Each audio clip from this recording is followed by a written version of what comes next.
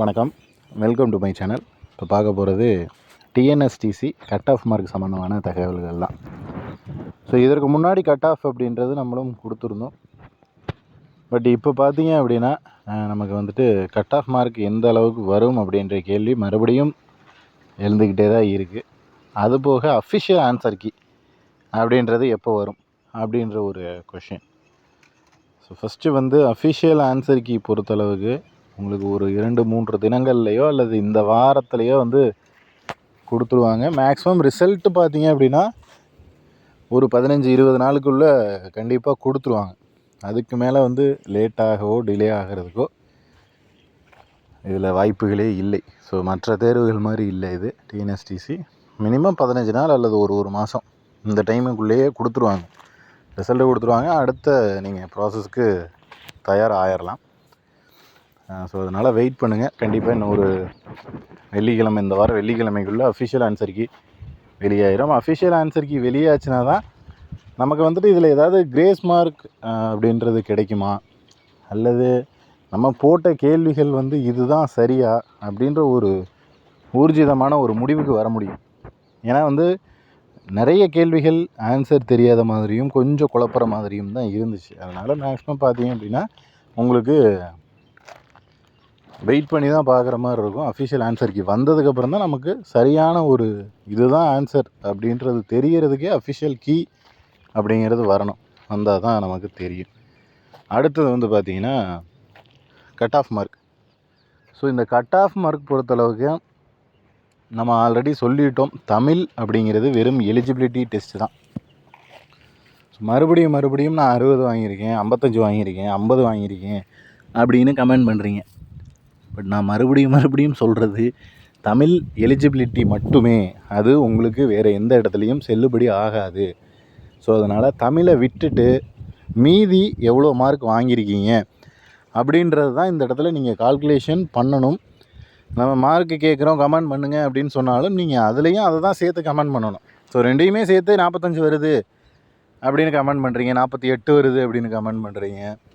So இதெல்லாமே ரெண்டையுமே சேர்த்து வர்றது. உங்களுக்கு தனியானா 24, 20 அப்படின்னு ஏதாவது ஒரு மார்க் வரணும். ஸோ அதை வந்து சொல்லுங்கள். ஸோ டோட்டல் மார்க்கை சொன்னீங்க அப்படின்னா கண்டிப்பாக கட் ஆஃப் மார்க் அப்படிங்கிறது சொல்ல முடியாது மீன்ஸ் பார்க்குறவங்களுக்கும் கொஞ்சம் குழப்பத்தை ஏற்படுத்தும். இப்போ 45 அப்படின்றீங்கன்னா நீங்கள் சொல்லுவீங்க ரெண்டையுமே சேர்த்து 45 அப்படின்னு.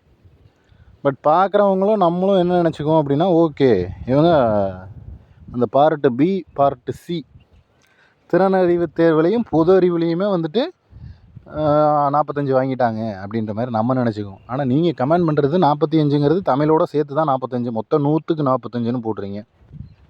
பார்க்குறவங்களுக்கு அது 50க்கு 45, 100க்கு 45 அப்படின்ற ஒரு குழப்பம் வந்துடும். ஸோ ஒரு சிலர்லாம் 49 சார் அப்படின்னு ஃபோன் பண்ணி சொன்னீங்க. ஸோ அது 49னா அது எதில் 49 இல்லை மொத்தமாக 49 என்ன ஏதுன்னு விளக்கம் கொடுங்க அப்படின்னு சொன்னதுக்கப்புறம் தான் பார்த்தீங்கன்னா 100க்கு 49 அப்படின்ற தகவலை கொடுக்குறீங்க. ஸோ இதுதான், இந்த மாதிரி விஷயங்களை கொஞ்சம் அவாய்ட் பண்ணிடுங்க. ஏன்னா தமிழ் அப்படிங்கிறத நீங்கள் கால்குலேஷனில் எடுத்துக்கவே வேணாம், அதை சேர்த்துக்கவே வேணாம். அதை 20 மார்க் வாங்கிட்டீங்க அப்படின்னா அதை விட்டுருங்க. அதை விட்டுட்டு மீதி இருக்கிற மார்க் 50க்கு நீங்கள் வந்து எவ்வளோ வாங்கியிருக்கீங்க அப்படின்ற தகவல் கொடுங்க. அதுதான் வந்து நமக்கு கட் ஆஃப்க்கு யூஸ் ஆகும். ஸோ மேக்ஸிமம் பார்த்தீங்க அப்படின்னா 50ல், அதாவது தமிழ் 50 தள்ளிட்டு மீதி இருக்கிற 50ல் நீங்கள் ஒரு 20க்கு மேலே, 25க்கு மேலே இந்த ரேஞ்சில் மார்க் எடுத்திருந்தீங்க அப்படின்னா 20 to 25, ஒரு சில கேட்டகரிக்கு பிசி எம்பிசிக்கு 30 இந்த ரேஞ்சில் எடுத்திருந்தீங்க அப்படின்னா கண்டிப்பாக நீங்கள் வந்து அடுத்த லெவலுக்கு போகலாம்னு சொல்கிறதுக்கான காரணமும் இன்னொன்று இருக்குங்க. இதில் வந்து 1:3 அல்லது 1:5 அப்படின்ற ரேஷியோவில் கூப்பிடுவாங்க. ஸோ 1:3 அப்படின்னு கூப்பிட்டாங்க அப்படின்னா இருக்கக்கூடிய அந்த 3200 வேக்கண்ட்டுக்கு கிட்டத்தட்ட 10,000 பேர் ஆல்மோஸ்ட். ஏன்னா ஒரே மார்க்கில் ஒரு 2-3 பேர் இருக்காங்க அப்படின்னால 10,000 நபர்களை உள்ளே கூப்பிட்டு தான் ஆகணும். ஸோ 10,000 அப்படிங்கும்போது எண்ணிக்கையில் அதை பொறுத்தளவுக்கு பார்த்தீங்கன்னா மிக மிக அதிகம். ஸோ அதனால் நீங்கள் நம்ம சொன்ன மார்க்கு இருந்துச்சு அப்படின்னாலே ப்ராக்டிக்கலுக்கு கூப்பிடுவாங்க. ஸோ ப்ராக்டிக்கல்ஸில் நல்ல மதிப்பெண்கள் எடுக்கணும். நீங்கள் வந்து ப்ராக்டிக்கல் போயிட்டா போதும், நம்ம வந்து அவ்வளோதான் வேலைக்கு செலக்டட் அப்படின்ற மாதிரி கன்ஃபியூஸ் ஆகிக்க வேணாம். ப்ராக்டிக்கலில் போயிட்டும் நல்ல மார்க் வாங்கணும். ஸோ இங்கே தேர்வில் நீங்கள் மேபி நம்ம சொன்ன 20 எடுக்காமல் நான் 40 வாங்கியிருக்கேன், 50க்கு 40 வாங்கியிருக்கேன், 45 வாங்கியிருக்கேன் அப்படின்னா ப்ராக்டிக்கலில் உங்களுக்கு ஒரு 5 மார்க் 10 மார்க் குறைஞ்சாலும் அது வந்து பெரிய எஃபெக்ட்டு காமிக்காது ஃபைனல் கட் ஆஃபில். பட் நான் தேர்வில் 20 தான் வாங்கியிருக்கேன், செலக்ட் ஆகிட்டேன் அப்படின்னா கண்டிப்பாக ப்ராக்டிக்கலில் நீங்கள் வந்து ஒரு நல்ல மார்க் ஸ்கோர் பண்ணணும். ப்ராக்டிக்கல் ரொம்ப கவனமாக பண்ணணும். ப்ராக்டிக்கலும் சரி, அடுத்து வரக்கூடிய இன்டர்வியூவும் சரி, மிக மிக மிக கவனமாக பண்ணணும். ஸோ அப்போ தான் நமக்கு வந்து அந்த வேலை அப்படின்றது கிடைக்கும். ஸோ தேர்வில் நல்ல மார்க் வாங்கினவங்க அதுக்காக அசால்ட்டாக இருக்கணுன்ற அவசியம் இல்லை. ஒரு 5 மார்க்கோ 10 மார்க்கோ கம்மி ஆனாலும் அவங்களுக்கு எந்த ஒரு பிரச்சனையும் வராது அப்படின்னு சொல்கிறேன். 40க்கு மேலே வாங்கின நபரும் 20க்கு மேலே வாங்கின நபரும் 2 பேரும் ப்ராக்டிக்கல் போகும்போது அந்த 40க்கு மேலே வாங்கினவருக்கு ஒரு பெனிஃபிட்.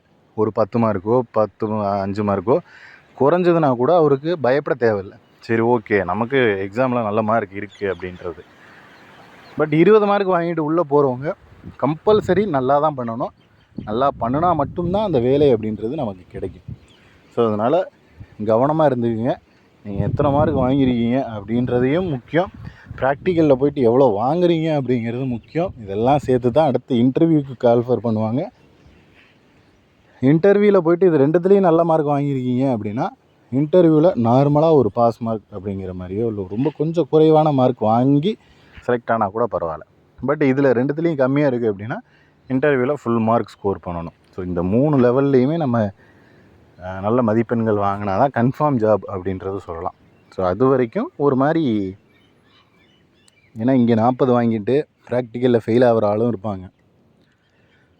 அங்கே இங்கே 40 ப்ராக்டிக்கல்லையும் நல்ல மார்க்கு, இன்டர்வியூவில் போய் ரிஜெக்ட் ஆகிற ஆளும் இருப்பாங்க. ஸோ அதனால் குறைவான மார்க் வாங்கினவங்களும் பயப்பட தேவையில்லை. அதிக மார்க் வாங்கிட்டோம் அப்படின்னு கொஞ்சம் அசால்ட்டாகவும் இருக்க தேவையில்லை. நீங்களும் உங்களுடைய எஃபர்ட் அப்படின்றத போடணும். எக்ஸாம் முடிச்சிட்டோம், அடுத்த லெவலுக்கு என்னவோ அதை தயார் பண்ணணும். அப்படின்னா தான் யாராக இருந்தாலுமே ஜெயிக்க முடியும். நீங்கள் கம்மி மார்க் வாங்குனீங்க, அதிக மார்க் வாங்குனீங்க அப்படிங்கிறது எல்லாத்தையும் தாண்டி அடுத்தடுத்த லெவலுக்கு நீங்கள் ப்ராக்டிஸ் பண்ணினா மட்டும்தான் உங்களால் அதுக்கடுத்த லெவலுக்கு போக முடியும். வேலை அப்படின்றதும் கிடைக்கும். ஸோ அதனால் அதை வந்து மைண்டில் நிறுத்திட்டு நீங்கள் உங்களோட வேலைகளை ஆரம்பிச்சிடுங்க. கொஞ்சம் ஓரளவுக்கு ஒரு 30 மார்க்கு மேலே வாங்கிட்டேன் அப்படின்னா நீங்கள் தாராளமாக ப்ராக்டிக்கல்ஸ்க்கு ரெடி ஆகிடலாம். ப்ராக்டிக்கலாக இப்போ ஒரு சிலர் டிரைவர்ஸாக ஒர்க் பண்ணிக்கிட்டு இருப்பாங்க, அவங்களுக்கு தெரியும். ரெகுலராக ரேண்டமாக அவங்க அந்த வேலையை தான் பார்ப்பாங்க. ஒர்க் பண்ணாமல் ஒரு சிலர் படிச்சுக்கிட்டு இதை எழுதிட்டு எப்போயாவது டிரைவிங் அந்த மாதிரி பண்ணுவீங்க. அந்த மாதிரி இருக்கிறவங்க இதுக்கப்புறம் ரெகுலராக ஒரு டிரைவ் பண்ணுற மாதிரி ஏதாவது ஏற்பாடு பண்ணி பார்த்துக்குங்க. ஏன்னா அதுதான் உங்களுக்கு ப்ராக்டிக்கலாக வைக்க போகிறாங்க.